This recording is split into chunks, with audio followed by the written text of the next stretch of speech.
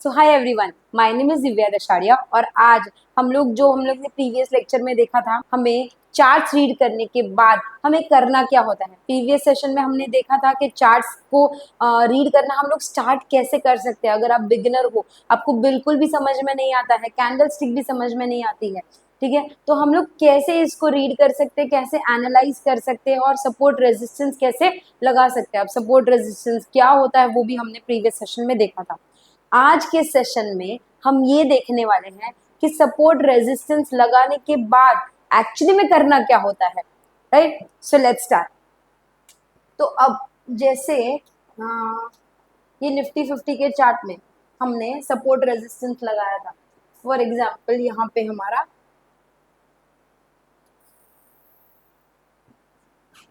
ये एक हमारा रेजिस्टेंस जोन था,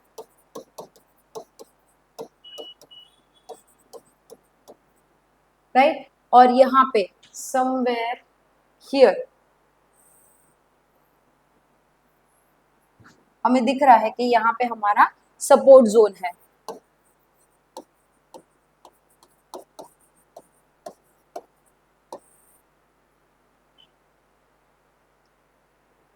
तो अब ये सपोर्ट और रेजिस्टेंस मतलब हमारा अप्रोक्सीमेटली सपोर्ट जोन बना था 24,000 का और रेजिस्टेंस जोन बना था 25,000 का। अब ये लगाने के बाद एग्जैक्टली करना क्या होता है, देखिए एग्जैक्टली हमें पैटर्न्स और बाकी सब चीजें हमें कैंडल स्टिक से ही समझेंगे, तो हमें इसको पहले कैंडल स्टिक में कन्वर्ट करना ज्यादा जरूरी है। अब देखिए कैसे।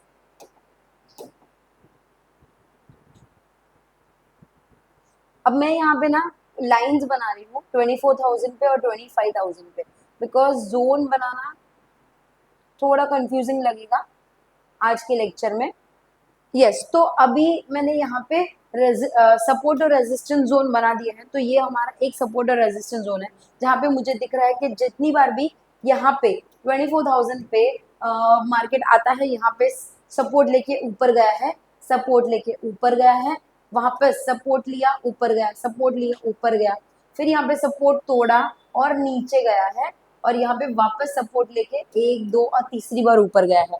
तो ये हमारा सपोर्ट जोन है। और अभी निफ्टी चल रहा है अपने रेजिस्टेंस जोन पे, यहाँ से हमेशा नीचे गया है, यहाँ से देखिए नीचे आया है, ठीक है, यहाँ से भी नीचे आया है। सो ये हमारा रेजिस्टेंस जोन बन जाएगा। अब बहुत ही सिंपल है। अब ये लगाने के बाद हम लोग यहाँ पे जाएंगे कैंडल स्टिक पे। अब यहाँ पे देखिए हमें जब कैंडल स्टिक में क्या होता है, कंफ्यूजन क्यों होता है लोगों को कि काफी बार लोग ना बॉडी के हाई पे बना लेते हैं, बॉडी के लो पे बना लेते हैं सपोर्ट रेजिस्टेंस। अब काफी लोग जो है वो विक पे बना लेते हैं, तो ये ज्यादातर लोगों को कंफ्यूजन रहता है कि अब ये एग्जैक्टली बनाना कहाँ है, बॉडी पे या विक पे। तो ये जरूरत नहीं है, आप सीधा जाइए लाइन चार्ट पे, सपोर्ट रेजिस्टेंस बनाइए, उसको सीधा कन्वर्ट करिए। अब यहाँ पे आपको दिखेगा कि यहाँ पे सपोर्ट लिया है और ऊपर गया है, वापस से सपोर्ट लिया ऊपर गया, अब वापस से सपोर्ट लेके ऊपर गया, और इस बार सपोर्ट टूटा और नीचे आया वापस से। अब ये सपोर्ट जोन है वो टूट गया है, तो अब ये जो सपोर्ट जोन है एज ए रेजिस्टेंस एक्ट करेगा क्योंकि टूट चुका है, और हमेशा वहीं से अप्रोक्सीमेटली सेम लेवल से वो नीचे आते हुए दिखा, और अब इस बार वो ऊपर जाते हुए दिखा है। सो इतना सिंपल होता है ये सपोर्ट और रेजिस्टेंस लगाना। अब ये समझ में आ गया कि सपोर्ट और रेजिस्टेंस लगाना कैसे है। अब देखते हैं कि करना क्या होता है।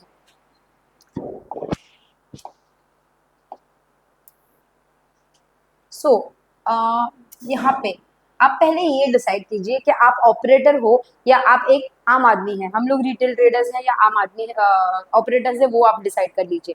तो ऑपरेटर्स का मतलब क्या होता है? अब ऑपरेटर्स वो कोई भी हो सकता है जिसके पास बहुत ज्यादा बड़े पैसे, 500 सीआर है, 1000 सीआर है, या फिर बहुत ज्यादा पैसे हैं उनके पास। और हम लोग रिटेल ट्रेडर्स जो होते हैं वो हार्डली 10 लाख, 50 लाख, 2 करोड़, 5 करोड़ लेके ट्रेड करते हैं, ज्यादा से ज्यादा। उससे बड़े पैसे लेके हम ट्रेड नहीं करते हैं। तो जब हम लोग कैंडल स्टिक की बात करते हैं या कोई भी प्राइस एक्शन मूवमेंट की बात करते हैं, तो जब हमारे छोटे से पैसे, जब हम लोग उससे कुछ बाय करते हैं या सेल करते हैं, तो उससे प्राइस ना ऊपर जाएगा ज्यादा, ना प्राइस नीचे आएगा। तो कोई भी टाइप का हमारे इस छोटे पैसे से ट्रेंड नहीं बनेगा। हाँ, उसमें बहुत सारे और भी छोटे छोटे पैसे ऐड हो जाएंगे तो हमारा पैसा भी बड़ा बन जाएगा, बट जरूरी नहीं है कि एक ही जोन पे बड़ा छोटे छोटे बहुत सारे पैसे आए। ये हो सकता है नॉर्मली निफ्टी निफ्टी 50 या ऐसे इंडेक्स पे, बट स्टॉक्स पे दिस इज वेरी डिफिकल्ट। तो अब पहले ये समझ लिया कि हम लोग ऑपरेटर्स नहीं है, हम लोग है रिटेल ट्रेडर्स। ये मैं क्यों बता रही हूँ, बिकॉज ऑपरेटर के बाइंग सेलिंग करने से ट्रेंड्स बनते हैं, सपोर्ट बनता है, रेजिस्टेंस बनता है, और हमारे बाइंग सेलिंग करने से इसमें से कुछ भी नहीं बनता है। तो हम क्या है, हम है रिटेल ट्रेडर्स। अब रिटेल ट्रेडर्स के बाइंग सेलिंग करने से कुछ भी ट्रेंड, ना ट्रेंड बनेगा, ना सपोर्ट बनेगा, ना रेजिस्टेंस बनेगा, ऐसा कुछ भी नहीं बनने वाला है। तो हम क्या करेंगे, देखिए हमें एक बार ये समझ में आ गया। अब उसके बाद हमने सपोर्ट रेजिस्टेंस बना लिया। अब देखिए हमें वेट करना है कि अब ऑपरेटर जो है वो कब अपना मूड चेंज करता है। मेरे बोलने का मतलब क्या है, मैं अभी समझाती हूँ। देखिए अब ये है हमारा रेजिस्टेंस और ये है हमारा support zone.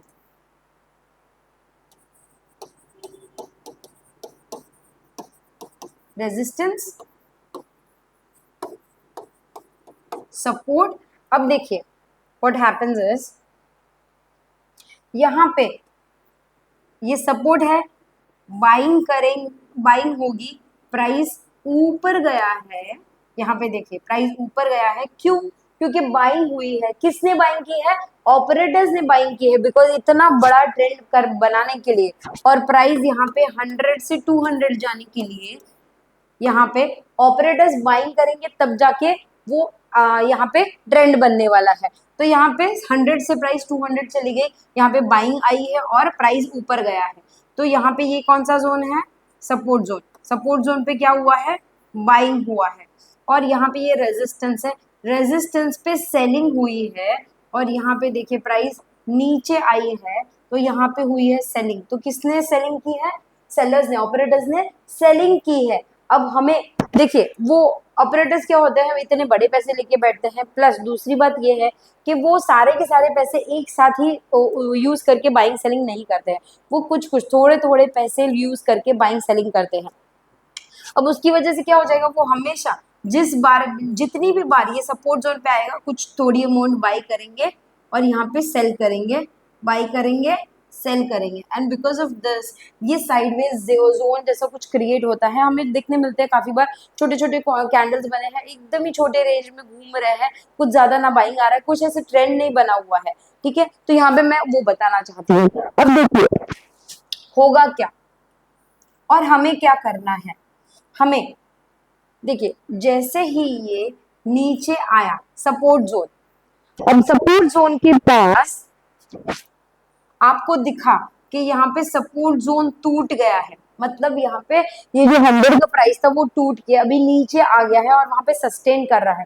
That means operator अभी वहां पे बाइंग नहीं करना चाहते हैं और ना कर रहे हैं। एज ऑफ नाउ उनको वहां पे बाइंग नहीं करनी, उनका मूड चेंज हो गया है।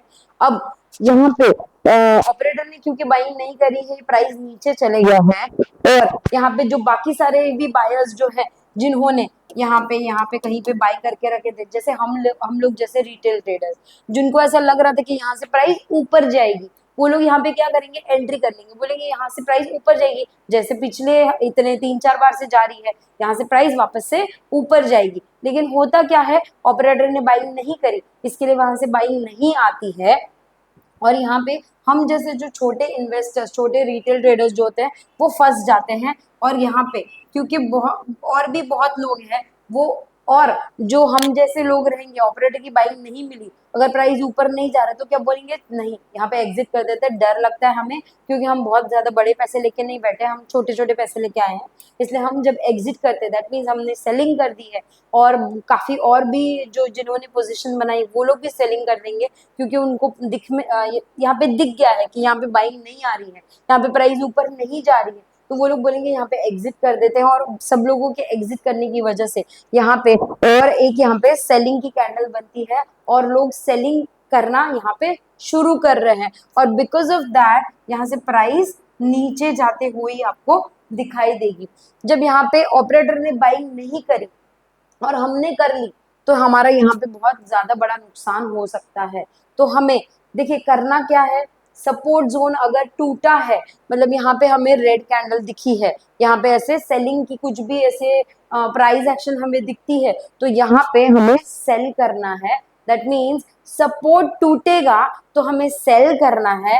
और सिमिलरली सेम तरीके से अब देखिए यहाँ से अगर बाइंग आई है ऐसे,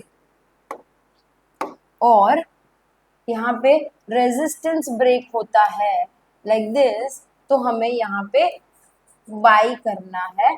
इसको ही हम लोग एसएल ले लेंगे,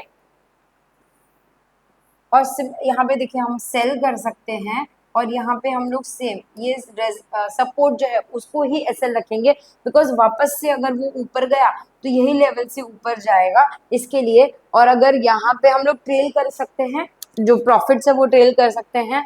अब हम लोग रेजिस्टेंस की बात करें, तो रेजिस्टेंस यहाँ पे हमें कुछ ऐसे बाइंग की प्राइस एक्शन दिखती है रेजिस्टेंस लेवल के ऊपर, तब हमें यहाँ पे बाई करना है, और यहाँ से ये ऊपर जाएगा। अब ये जो रेजिस्टेंस है, previous resistance will act as a support for next price action. तो अब यहाँ से हमने बाई किया, और यहाँ पे वापस से थोड़ा से ऊपर जाके वहां से वापस दूसरा एक रेजिस्टेंस लेवल बनेगा जहां से सेलिंग आ रही है यहाँ पे। अब ये जो लेवल है, यहाँ पे दिख रहा है, this will act as a new support for the new price action. और यहाँ से प्राइस ऊपर आते हुए हमें दिखेगा, और यहाँ से प्राइस नीचे जा रहा है। So this will be your new support and this will be your resistance. I hope आपको समझा होगा। अब मैं इसको थोड़ा सा मिनिमाइज करती हूँ। ये आपको समझा होगा कि ये यहाँ से साइडवेज जोन था, सपोर्ट रेजिस्टेंस दोनों थे। सपोर्ट ब्रेक हुआ, आपने बाई किया है, और यहाँ पे दूसरा रेजिस्टेंस क्रिएट होगा, दूसरा रेजिस्टेंस से सेलिंग आएगी, and the previous resistance will act as a new support, और यहाँ से ये आपको प्राइस एक्शन ऐसे तरीके से देखने मिलने वाला है। सिमिलरली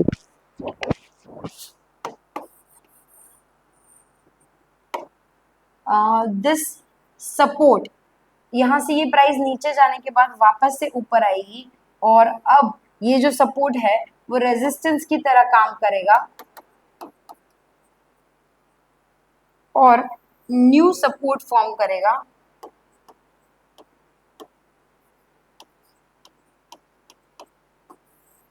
और यहाँ से अब बाइंग आती हुई आपको दिखाई देगी। So this is the first scenario, second and third.